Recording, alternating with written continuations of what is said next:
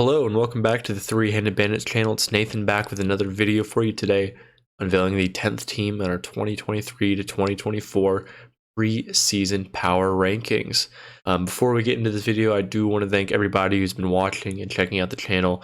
Thank you for the support. We've had an insane amount of growth and insane a lot of views in the last couple of days, so I really appreciate everybody who's stuck around, liked the videos, and left a comment.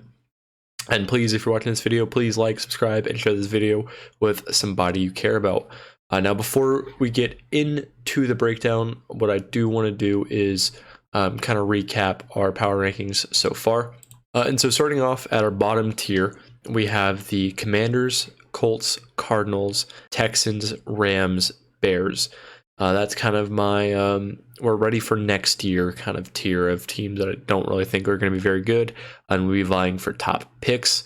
And the next tier I have the Saints, Panthers, Falcons, Raiders, and Packers, who are a little bit in middling zones of good teams, not necessarily bad teams, but I don't really see a future this year in which they're very great teams. The next tier is the Buccaneers, Steelers, Patriots, and Broncos, who I do think are good teams with a lot of talent. If the Buccaneers weren't in the NFC South, I think this would be a tier of teams that are good, but I don't really see, making the playoffs. Obviously, I do have the Buccaneers as my NFC South winner, but that's kind of that tier of kind of just be missing out. And then my next tier from the Cleveland Browns, the Jacksonville Jaguars, the Titans, the Vikings, the Seahawks, the Giants, and the Lions is all kind of one good cluster of kind of the in the hunt teams. It's going to be kind of the 4, the 5, 6, 7 kind of teams that should kind of be, wildcard teams. And a couple of these teams will kind of miss out in the playoffs. Some of them will make it, kind of just in the hunt tier. And then this is kicking off tier number 10 of what should be playoff locks. So as I said, obviously, we're talking about the LA Chargers.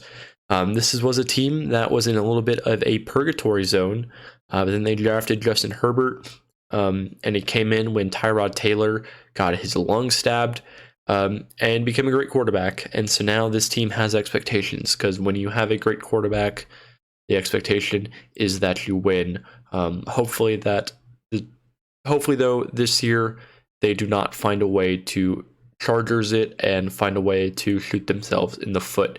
So yeah, now we're going to talk about their schedule, their roster, their off season, and everything. But please, before we start, please like and subscribe to the video. And here we go. So when we talk about this off season, it was fairly quiet. Obviously, this is a team that already thus far does have a lot of talent.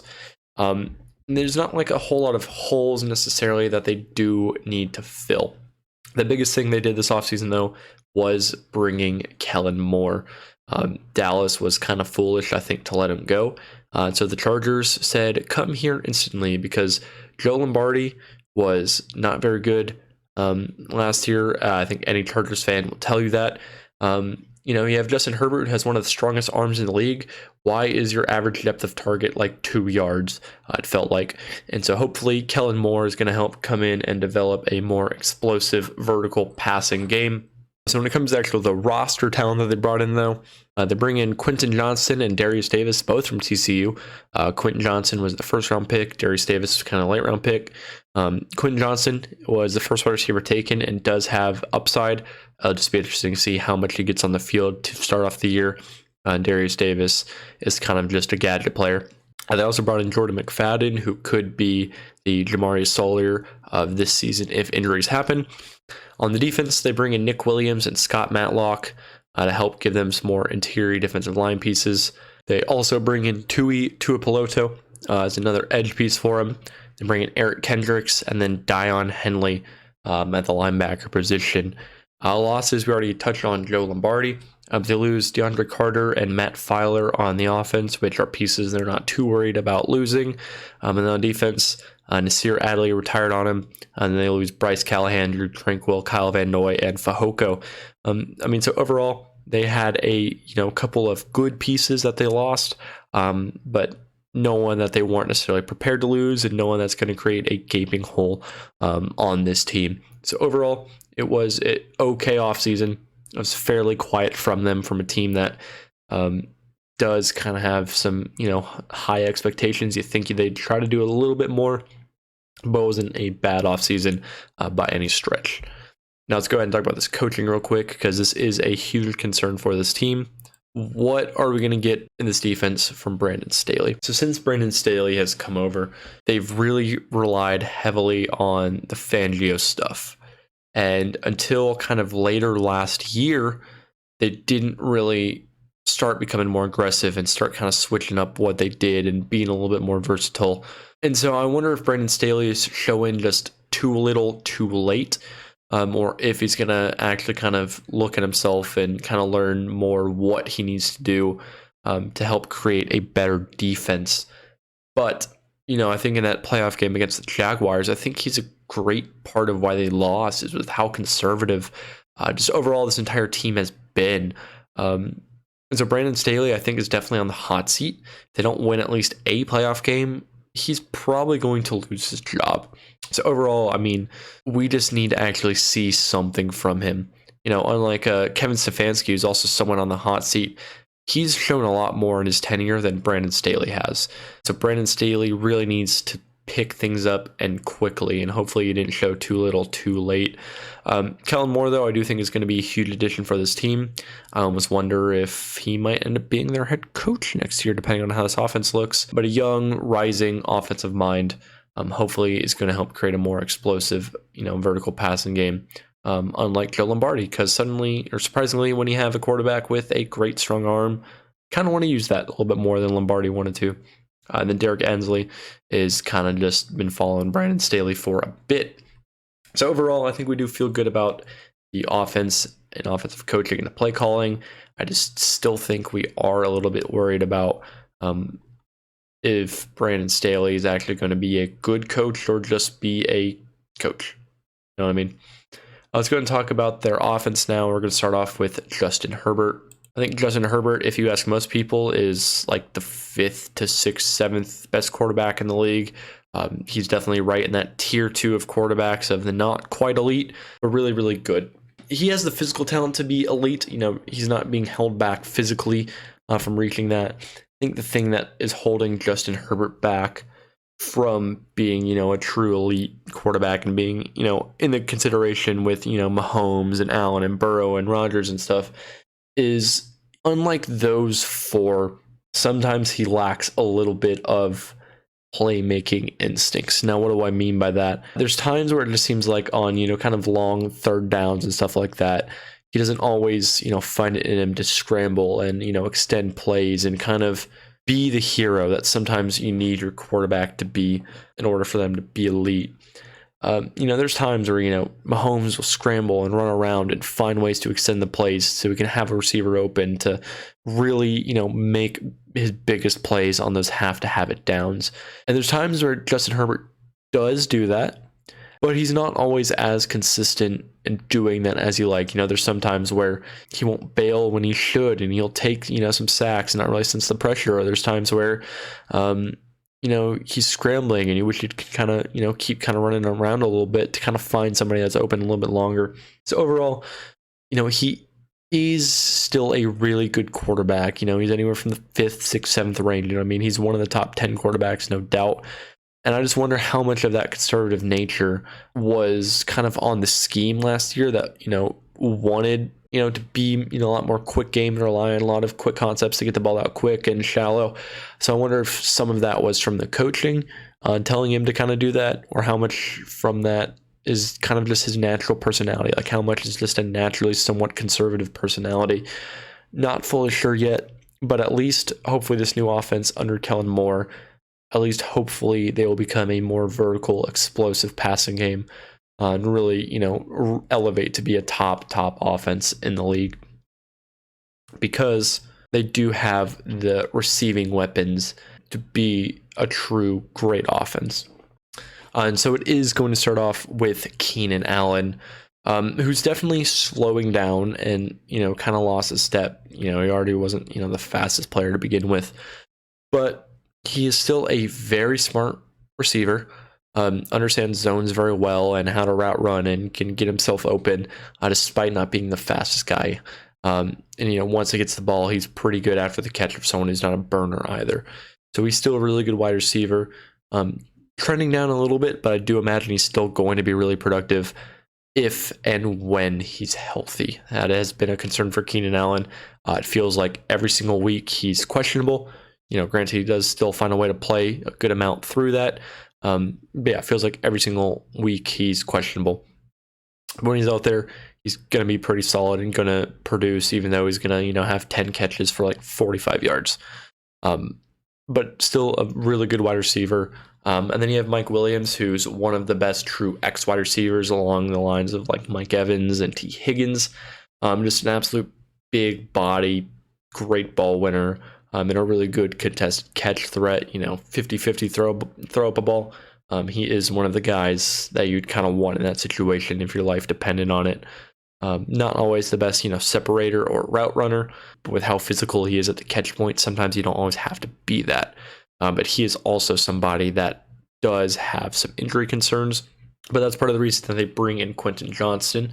Keenan Allen and Mike Williams, neither of them are burners, and Quentin Johnston isn't necessarily either, but he might be the best true deep threat this team has. He is not some, true, insane deep threat, like speedy, like burner guy, but he has really quick feet, really good release packages, really good off the line. So even though he's not the fastest guy, it's very similar to like DeAndre Hopkins, where, he can still, win vertical and stack, corners despite not being the fastest wide receiver.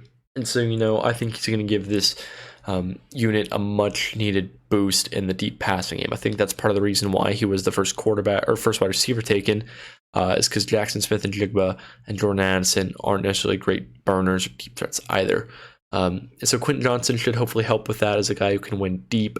I almost kind of wonder if we're going to have a Justin Jefferson situation. Now, I've heard some rumblings that Josh Palmer is going to be the day one starter, just because he's made a lot of plays in the preseason stuff. Josh Palmer is a good wide receiver, just physically is very limited in what he can do. And so I wonder if we're going to have, Quentin Johnston not being on the field a whole lot, but eventually by the end of the year we'll break out, and heading into next year we're going to feel really good about him. But I do think that, as I said, though, Quentin Johnston is going to be the best kind of perimeter deep threat, as Mike Williams is still like a good, contested catch kind of ball winner, and can win, tough over the middle of the field. I do imagine, though, that if Keenan Allen or Mike Williams eventually do go down, Quentin Johnston will come in and start becoming really productive. And to me, I do imagine he's going to be a bit of an heir apparent to Keenan Allen. Keenan Allen obviously is a little bit taller, a little bit lanky, and a little bit slower. Quentin Johnston's similar to that. He's just tall and lanky, but he's a little bit faster than him.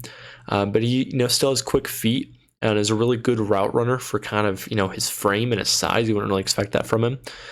And so hopefully, if Keenan Allen does go down, Quentin Johnston can give you everything that Keenan Allen did. And hopefully, if Mike Williams goes down, Quentin Johnston has the size to be a great contested catch threat. He hasn't really been that in college, but hopefully you can learn from Mike Williams and learn how to be a insane deep threat, because he's like 6'3", 6'4", and had a 40-inch vert. So you would hope that he'd be able to come a really great contested deep threat. And so if one of those guys goes down, he has the talent and similar skill set to kind of fill in those voids of the skill sets that both those guys do. So he's kind of, if he develops as a better catch threat, he'd be a really scary mix of Keenan Allen and Mike Williams. And so I think that's part of the reason why they drafted him. So I feel good about him, and I imagine he will end up being a good player, even if he may not have the most productive rookie year. And then when we talk about your tight ends and running back, Austin Eckler is, one of the top handful of best receiving running backs in the NFL. He can run good routes and is a really good check down option.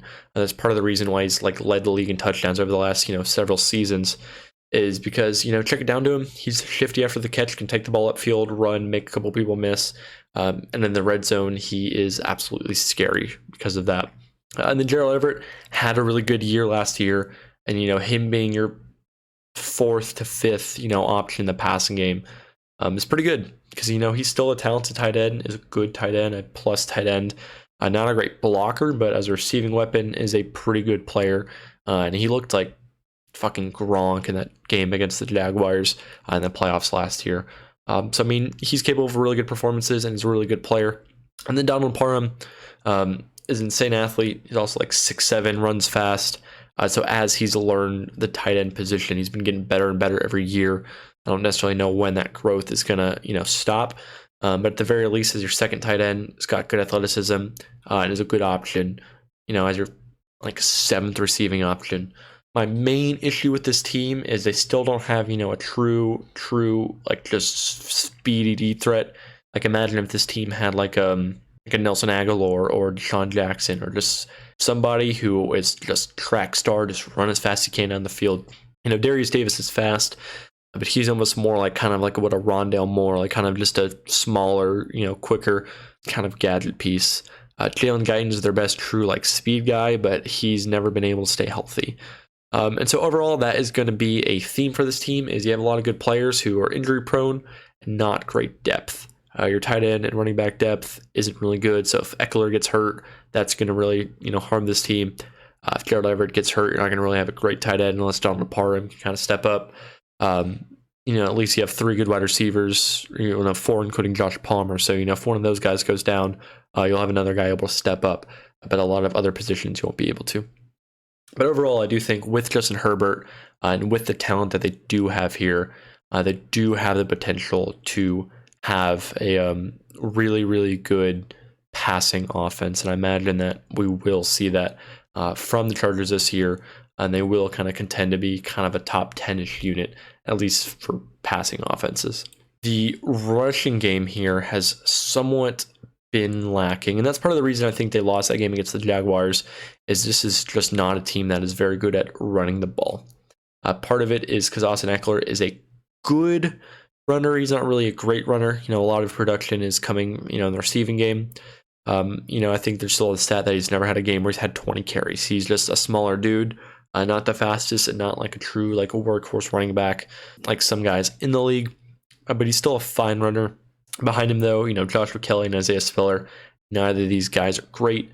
I don't really know why Isaiah Spiller had so much hype. I'm a Texas A&M fan. I never saw anything great in him, and he didn't really show anything in his rookie year to kind of make me think he's going to be a good player. And then Joshua Kelly's been here for a little bit and just been serviceable when he's been out there. So they could have, a good runner of the ball in Eckler, but not great and not a whole lot of depth behind him. This offensive line, though, is pretty good. You can start off with Rashawn Slater. So they spent a first-round pick on him. As a rookie, absolutely balled out, had an amazing, excellent year. But then last year, I got injured very early on, and it was looking like this team's season could be over because they also lost Joey Bosa around the same time. But Jamari Sawyer ended up stepping in as a late-round pick and played excellently.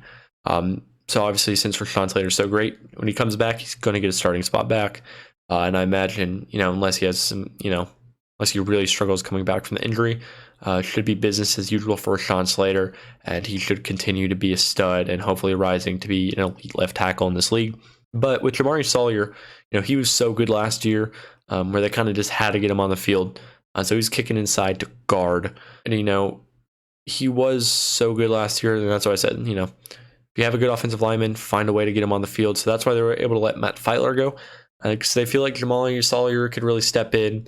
And, seen this before. A lot of tackles are able to step in and be, very serviceable guards. And so I imagine it's going to be more of the same.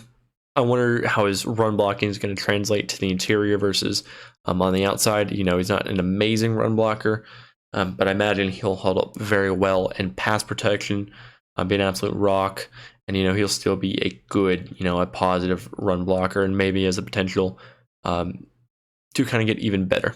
And so the other 3 pieces, we still feel pretty good about him. Corey Linsley is one of the best centers in the league, still to this point, is an absolute rock in pass protection and is a pretty good run blocker as well. And then Trey Pipkins and Zion Johnson, both younger guys, still have some upside. Zion Johnson wasn't, amazing last year as a rookie, but still pretty good. And I imagine that, another year of development and being in the league and hopefully another year of gaining some play strength can hopefully become a, really good guard. He was a lot better at mauling people So he does need to learn how to hold up in pass protection a little bit better. But having Corey Linsley right there next to you, that'll help you a little bit, I imagine. And then Trey Pipkins is probably going to be their worst offensive lineman, but even he still has some room to grow. He's a solid pass blocker, not quite a great run blocker, but he still could potentially grow and still grow into a good starter. Depth wise, not great on the edge. You have Foster Sarrell and no one else here on the interior. Imagine if you have an injury, Jordan McFadden might end up being the guy that comes in to kind of be the Jamari Sawyer kind of rookie to come out of nowhere and play really good for this team. But he's not proven. Will Clapp is not really proven either. He's a good pass blocker, I guess, but he's okay as an offensive lineman, I guess. You don't really want him starting. And so, as I said, with the wide receiver group, not a whole lot of depth. If you do have injuries, this offensive line could start having some holes on it. But I imagine that this unit overall is going to be pretty locked down in pass blocking, and they'll be be a good, not great pass or run blocking unit. And so that's part of the reason where this offense has struggled the last couple of years. And I imagine one of the reasons they've struggled is poor play calling and a very conservative offense. And I imagine that's going to change with Kellen Moore. But also another thing with this team is, on the crucial, 3rd and 1s, they haven't always been able to, pick up that yard by running the ball, or, when they have a big lead, like against Jacksonville, they weren't able to kind of run the clock out just because they couldn't run the ball. And so hopefully your offensive line, Corey Linsley is what he is, but the other guys are younger and still have a chance to develop and, all being together, having some more time growing together is a very underrated aspect for offensive lines. So hopefully you can develop a better running game. Don't really know if they're going to be able to. That's been what's kind of been holding them back. I don't necessarily imagine that to change too much. But this is definitely a good offensive line and definitely a top half unit at the very least. And so now as we transition to the defense, the other thing that's kind of held this team back, they have a lot of talent, but not a whole lot of depth here as well. When you talk about this defensive line, though, as I said with the offensive line, rushing game has been a weakness on the offensive side, and it's been even much more of a weakness on the defensive side. And I really don't know if it's gotten much better. And so as we talk about this defensive line, we'll start off with edge groups because Joey Bosa is the best player on this defensive line. Joey Bosa is definitely in that kind of tier 2 of pass rushers, of really, really good pass rushers, but he's definitely not, close to, Nick Bosa's better, his brother. Myles Garrett, Max Crosby, you know what I mean? So at the best case, he's kind of in the 8 to 10-ish kind of range, or 7th range of a really good edge rusher. Can get after the quarterback really well, is very technically refined, and is also a really good run defender. However, like a lot of the best players on this team, struggles with injury concerns. Derwin James had a couple injuries. Keenan Allen, Mike Williams are a little bit injury prone. Rashawn Slater's coming back from an injury himself. And so it's just been an issue for this team, staying healthy and defending the run. So when Joey Bosa is out there, imagine he'll be pretty good. Last year when he came back from the injury very late, wasn't quite himself, but I think he rushed back. So having a full offseason to kind of rest and recover, I imagine we'll go back to seeing the exact same thing we've seen from Joey Bosa as a really excellent edge player. And then Khalil Mack, on the other side of him, is definitely slowed down. Is still a serviceable player, has some of that old man strength to still at least be a good pocket pusher, but definitely is not what he was kind of in his prime in Chicago and Oakland. But he's still a really good player at the very least. Kind of similar to what Chandler Jones has been as kind of a good pass rusher, a good run defender. I still think he might be a little bit better than what Chandler Jones is, but he's definitely on that decline. And then behind him, you have, Tuli Tuipulotu, he's got some potential. They drafted him in the 2nd round, I believe. He could be a really, good piece for this team and kind of rotate and learn from kind of Khalil Mack. He's got a decent athletic upside. But outside of those three, Chris Rumph is your next best guy who hasn't really figured it out, and you don't have any other options besides that. So overall, but this edge group, when Mack and Joey Bosa are out there and they're healthy, it'll be a good pass rush, and it'll be able to defend the run, well at the edge position. But if Bosa goes down, this pass rush is going to look real scary. And then on the defensive interior, I still don't see a unit that's going to be able to stop the run at all. So obviously, Brandon Staley came over from the Rams, and he had so much talent on that roster. So, having Aaron Donald makes your job so much easier. And so while he got better about drawing stunts and stuff like that towards the end of last year, he still is not something he's done super consistently in his time in LA. So Morgan Fox is supposed to be the Aaron Donald role. Aaron Donald, obviously, his interior presence was a little bit undersized, but that's part of the reason why it made him such a good pass rusher, is because he was just had insane leverage, because he had the long arms, was insanely strong. Since he was 6'1", he was already just automatically just underneath you, and the low man always wins, what they say, right? So, having Aaron Donald, he liked having that kind of smaller interior guy. Issue is Morgan Fox isn't Aaron Donald. Aaron Donald is arguably the greatest pass rusher of all time, at least from the interior he is. Morgan Fox is a good pass rusher from the inside, but nowhere close to what Aaron Donald is. And Aaron Donald wasn't a great run defender, but he was a good run defender. Morgan Fox is a bad run defender. And so, if he's out there, I don't imagine that they're going to defend the run very well. And the other two pieces that they have in Sebastian Joseph Day and Austin Johnson, even Nick Williams, who'll rotate in, they're all fine run defenders. None of them are great. Sebastian Joseph Day was running mates alongside Aaron Donald, and part of the reason that unit was so good is because Sebastian Joseph Day was a really good run defender who kind of let Aaron Donald make all the splash plays. While Sebastian Joseph Day is slowed down, he's not what he was when he was in LA. And Austin Johnson's also, an okay run defender, and Nick Williams an okay run defender as well. But none of those three guys are going to be able to get after the quarterback at great levels either. So you have an edge group that is going to be decent after the quarterback if and when they're healthy, which is no guarantee. And an interior group that is not really going to stop the run very well. I don't think they added enough pieces from the last couple of years to suddenly become some amazing run defense. And so that's just where I'm worried about this team. Is 3rd and 1, 3rd and 4, 3rd and short. Are they going to be able to make these crucial stops in the running game to get the ball back? I don't think so. I think they're going to be put in a lot of 3rd and shorts just because early downs you're going to be able to run seemingly at will against this team. So I really think that is going to hold back this team as a whole. And so as we talk about these linebackers, Eric Kendricks has definitely slowed down a little bit, but is still an excellent linebacker, still a good player. And hopefully, part of the reason you bring him in is hopefully you can kind of help these young guys and like Kenneth Murray and Dion Henley, and they ended up signing Tanner Muse after he was cut. Hopefully those kind of younger guys who are really good athletes kind of learn and develop the position a little bit. So Kenneth Murray, they spent a first-round pick on, 3 or 4 years ago. It just hasn't really figured it out. Last couple of games last year, he did pick it up a little bit and, has good athletic tools. And was becoming a better coverage player. So maybe Eric Kendricks can help Kenneth Murray to continue growing in that aspect. But in run defense, he's just been really bad. At least his tackling is getting somewhat better, but it still is just not nearly good enough. And so I think that they've gotten pretty comfortable that they're probably not going to end up paying him and probably going to let him move on. So I think that's part of the reason they bring in Dion Henley, who is a really smart, instinctive coverage player. He was a former wide receiver converted into a linebacker, so he's a good athlete, really good athlete. But, run defense, he's a little bit smaller, a little bit lighter. So he's never going to be a great, run defender.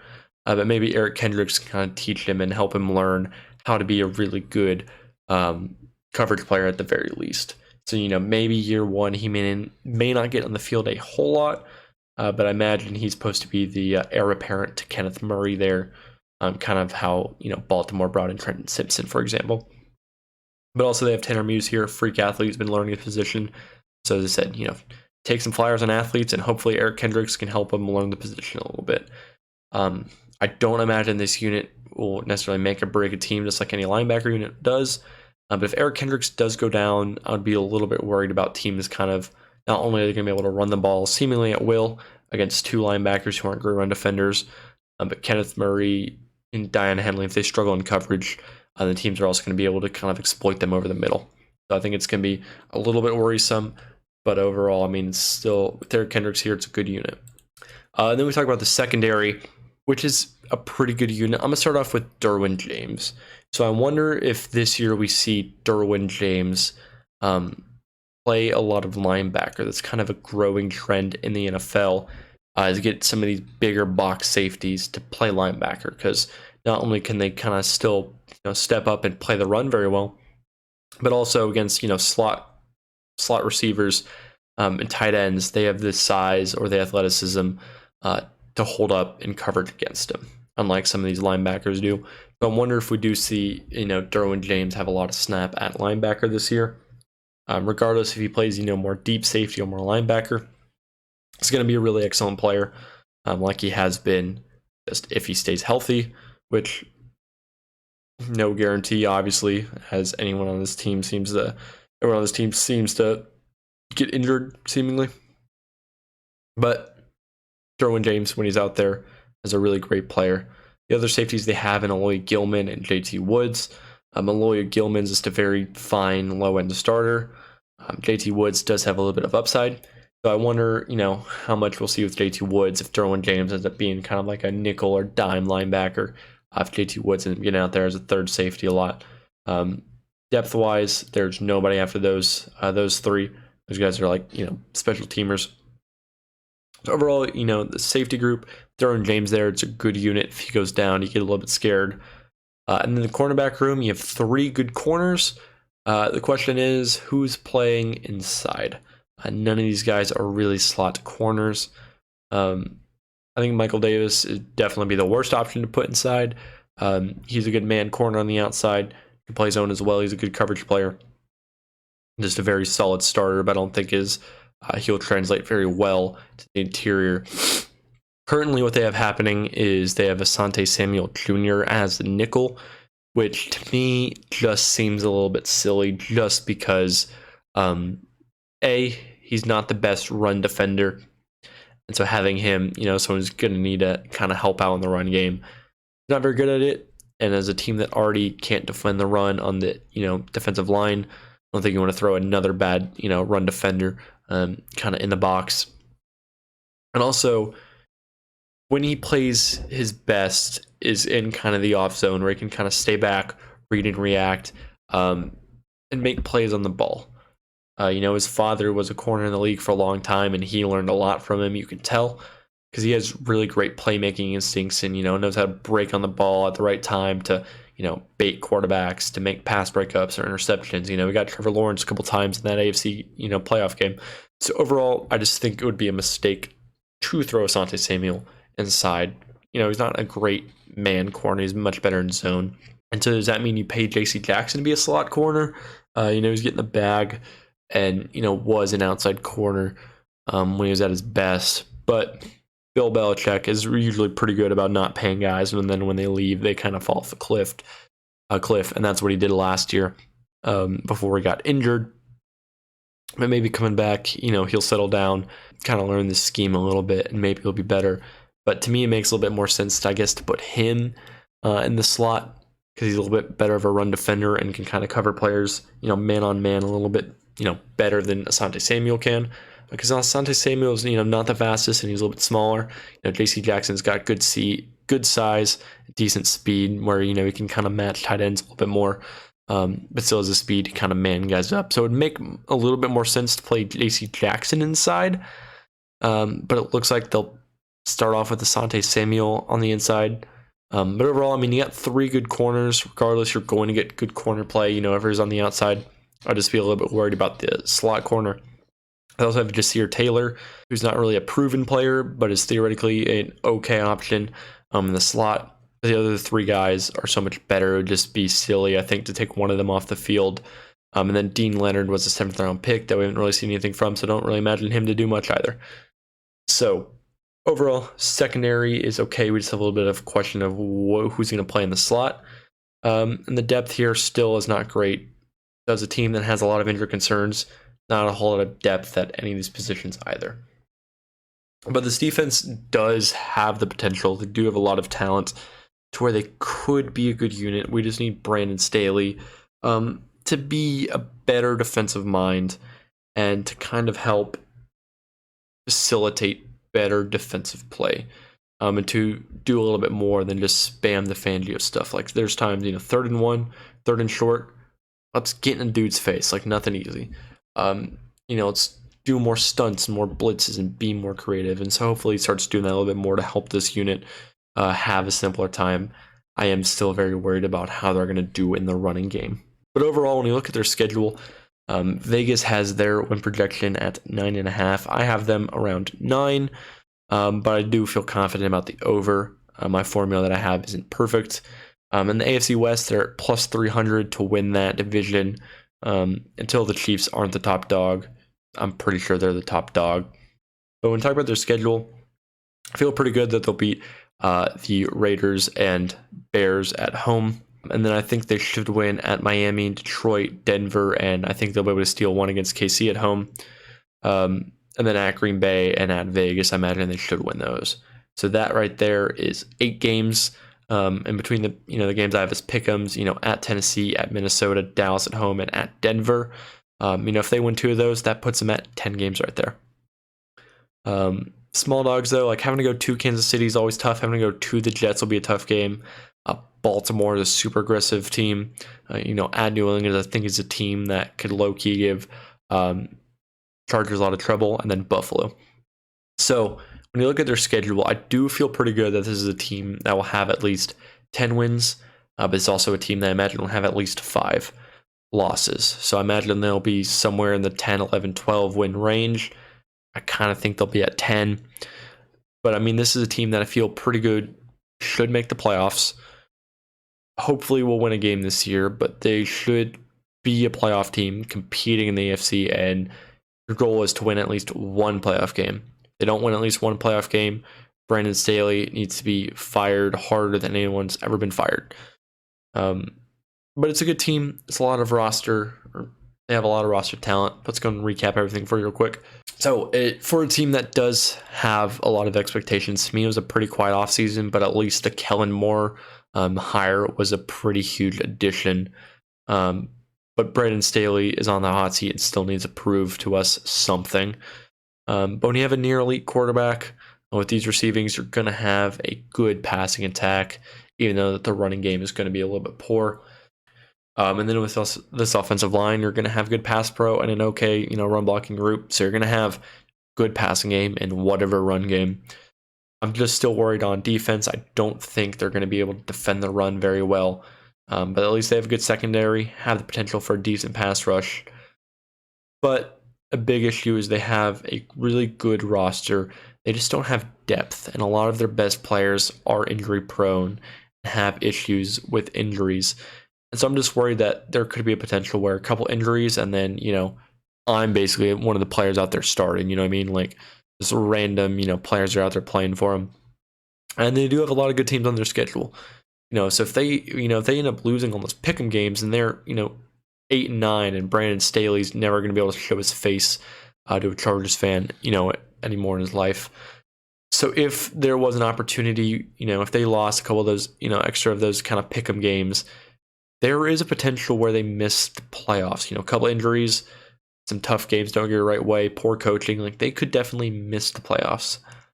I don't think it's going to happen. I think this is going to be a good team. I think they'll get to at least 10 wins, as I said. But the potential is still there. It is still something that you need to keep an eye out for. You're injury prone until you're not, is what they like to say. But when you're an LA Charger, your chances of getting injuries, increase tenfold for some reason. So overall, still think it's going to be a good team. Hopefully it's going to be a good year for your Chargers fans. So anyone in, any Chargers fans, any fans of these AFC West teams, AFC teams, let me know what you think about my analysis. Let me know where I'm right, where I'm wrong. We'll be back very soon with our 9th ranked team. But if you stayed around for this far, thank you for watching. We'll be back soon. Peace.